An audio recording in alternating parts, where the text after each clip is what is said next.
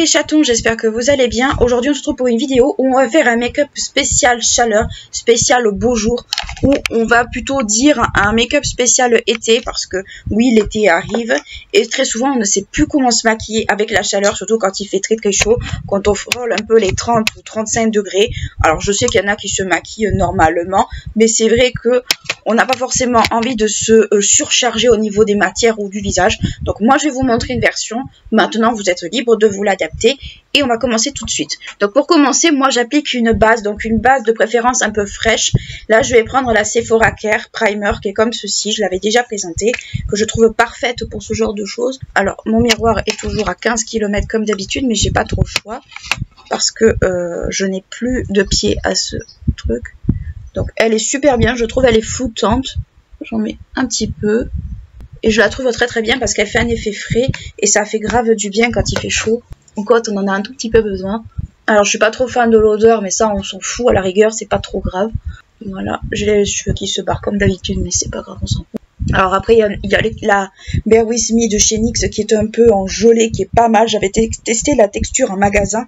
Honnêtement ça c'est une base qui me tente grave depuis pas mal de temps. Et c'est vrai que si je peux, je me la prendrai. Donc je vois qu'elle peluche pas, c'est déjà une bonne chose. Donc n'hésitez pas à non seulement à bien hydrater votre peau et à mettre une crème solaire au préalable. Moi je vais sauter l'étape de la crème solaire parce que je ne sors pas aujourd'hui. Mais sachez que c'est totalement possible de mettre de la crème solaire. Alors en crème ou en spray, moi je préfère le spray personnellement, mais ça c'est une question de goût. Donc la crème solaire, comme ne l'oubliez pas, c'est très important pour la peau et ça évite le vieillissement de la peau. Alors je sais que c'est pas forcément très très bon pour les océans et compagnie, mais regardez les engagements peut-être des marques pour vous fixer, ou peut-être tournez-vous vers des marques peut-être un peu plus naturelles. J'ai vu qu'Aromazone faisait des solaires. Si vous voulez que je teste les solaires, n'hésitez pas à me le dire, surtout qu'il y en a qui n'ont pas l'air mal. Donc pour les yeux, je vais utiliser la base R.E.M. Beauty pour les yeux. Parce que quand il fait chaud, on a quand même envie que le make-up tienne malgré tout. Voilà, pour la base R.E.M. Beauty, que j'aime beaucoup d'ailleurs, soit en passant, que je trouve super rafraîchissante. Ça dispense pas d'un bon contour des yeux. Alors pour l'été, moi celui que j'aimais beaucoup l'an dernier, c'était le Lancôme, le Génifique Lancôme là avec les billes. Il faisait froid, ça faisait vraiment du bien. Mais de toute façon, je pense que pendant une bonne partie du mois de janvier, bien sûr, de juin, je vais vous faire un peu mes favoris été en fait que je prévois pour l'été, surtout pour les moments de grosse chaleur. Ensuite, quand j'ai vraiment beaucoup la flemme de me maquiller, je mets ce produit là de chez Helena Rubinstein qui est le Liquid Light. Vous m'avez déjà vu l'utiliser.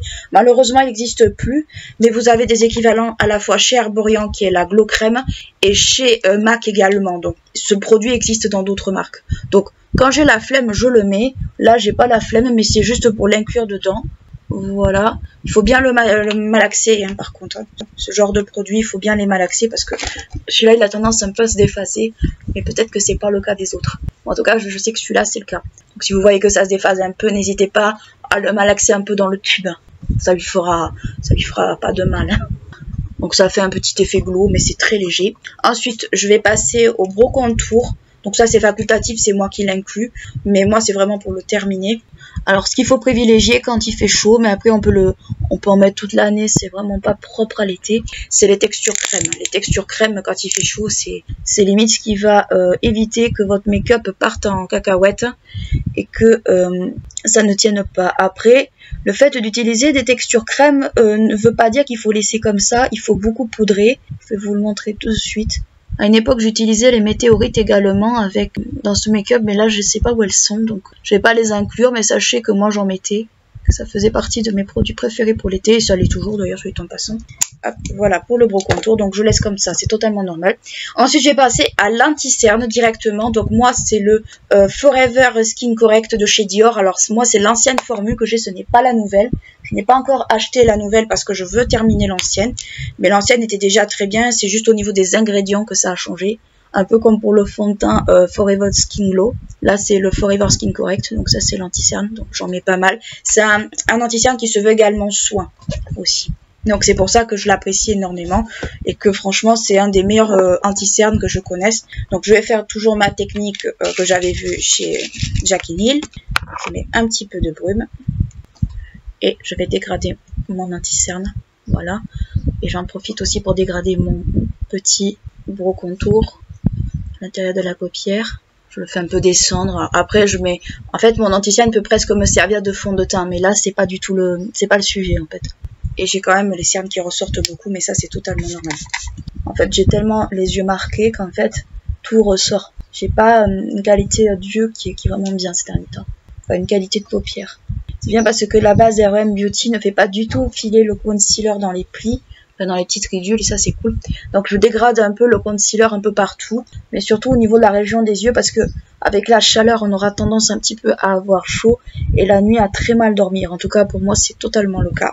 Je passe rapidement au blush, donc c'est un blush crème, donc c'est un blush crème de chez Sephora, il ne se fait plus, mais vous avez des équivalents également chez Maybelline je pense, et bientôt chez Sephora Care, du moins dans la gamme Sephora Care, il va y avoir des blushs un peu mousse, et j'ai très hâte de les tester. Malheureusement, j'ai appris qu'ils n'arrivaient qu'à la rentrée. Merci Sephora de nous donner envie et de pas avoir les produits quand on les veut. C'est merveilleux. Alors j'ai inclus du blush crème il y a pas très longtemps en fait, il y a plutôt 2 ans à peu près, 2-3 ans. Quand j'avais acheté le gel crème en fait blush de chez Guerlain. C'était une gamme un peu sur 1001 nuits avec des motifs cachemire magnifiques et j'avais acheté le blush comme ça. Et je savais pas comment l'appliquer jusqu'au jour en fait où quand j'ai commencé un peu à travailler à l'éponge, j'ai essayé de l'appliquer et franchement j'aimais trop le rendu, c'était un orangé.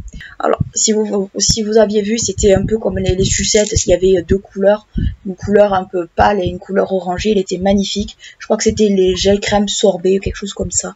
Donc là j'en mets beaucoup mais c'est pour avoir un peu le côté coup de soleil, un peu bonne mine. D'autant si vous bronzez pas comme moi je bronze pas du tout donc forcément c'est pas forcément l'idéal. Voilà, là j'en mets un peu trop, mais c'est pas grave, on va venir atténuer. Donc voilà ce que ça donne, donc là je suis un peu orange, c'est totalement normal, mais je trouve qu'il se dégrade très bien ce produit, c'est dommage qu'il l'ait arrêté. En fait je remarque que Sephora quand les produits marchent bien, ils les suppriment vite et c'est super dommage parce qu'au final ces blushs là ils ont pas fait long feu alors qu'ils étaient vraiment géniaux en fait. Je les trouvais vraiment bien, je les avais achetés juste après que j'ai fini le Guerlain.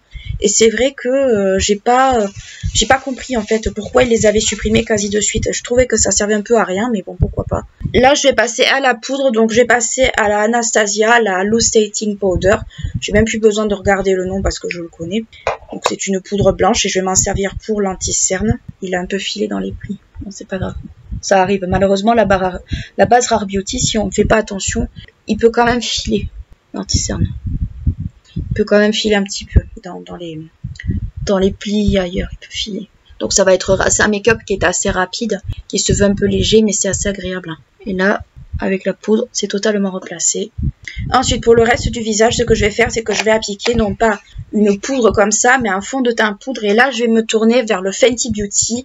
C'est le Soft Matte Powder Foundation, donc fond de teint mat poudre, qui est comme ceci. Donc moi, c'est la teinte 150 comme d'habitude. Alors, je vais quand même y aller mollo, hein. Je vais pas y aller franco comme ça, donc je vais y aller d'abord à l'éponge. Il y a une petite toupette qui est fournie dedans, mais moi, je m'en sers jamais de ces trucs, parce que j'aime pas du tout le rendu. Par contre, je trouve qu'il est vraiment pas mal. Premier abord, il est bien. Vous savez que moi, je suis une grande amoureuse des fonds de teint poudre. C'est un peu ma life, les fonds de teint poudre. Pas trop besoin de frotter dedans, ça c'est cool. Alors, je sais que beaucoup n'aiment pas ça. Ça, je peux totalement comprendre. Après, le fond de teint poudre, une fois qu'on l'a dompté, on est bien... Enfin, moi, en tout cas, je suis bien contente de l'avoir. Mais ça détrônera jamais, quand même, le fond de teint poudre. Le tout premier fond de teint poudre que j'ai eu, qui m'a fait aimer le fond de teint poudre, c'est le Clinique. C'était celui qui se twistait. Vous avez dû me le voir utiliser je ne sais combien de fois. Il était vraiment bien celui-là, mais il ne se fait plus. Le format ne se fait plus. Et c'est totalement stupide parce qu'il était très hygiénique, je trouvais. Et surtout, on gaspillait pas de poudre. Donc voilà ce que ça donne. Donc c'est très atténué. Mais ça va. Honnêtement, je trouve qu'il est assez soft. Je vais quand même passer un petit coup de pinceau, histoire de... Donc il n'y a pas de fond de teint liquide en dessous. Moi, je bannis les fonds de teint liquides en été parce que d'une part, je les supporte pas.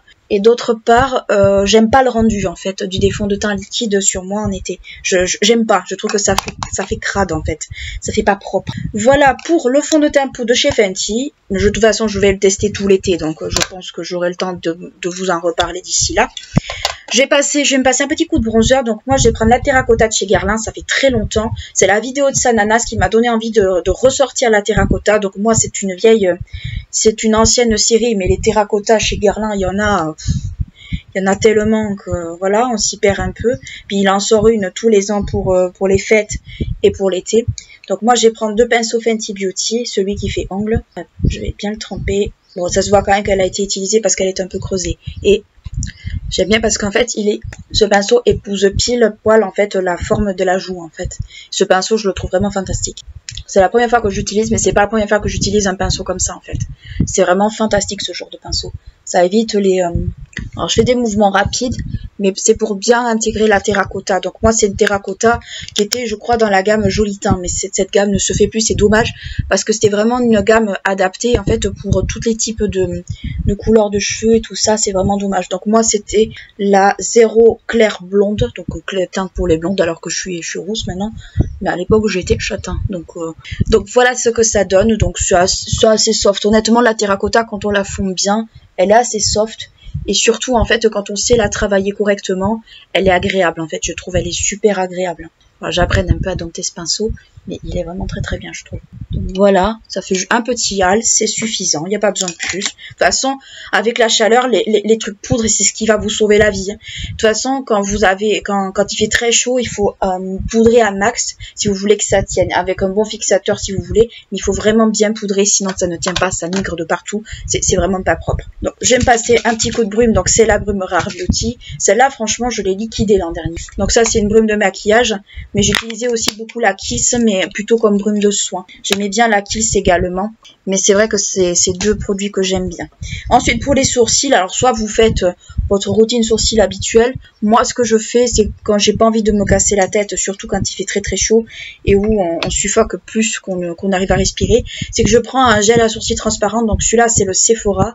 C'est le gel sourcil transparent, mais il existe une autre version en cire. Celui-là, c'est un ancien format, mais il existe un équivalent que je vous mettrai en barre d'infos qui a l'air d'être exactement la même chose. C'est juste le packaging qui a changé. C'est ça que je leur reproche un peu, c'est qu'en fait, ils changent des trucs en fait, et tout ça pour une question de packaging, de format. Enfin bon, c'est un peu pénible en fait. Donc j'utilise ça en fait, ce genre de truc, juste en fait pour plaquer, ou pour juste dompter, ou pour les voilà, pour qu'ils soient propres quoi.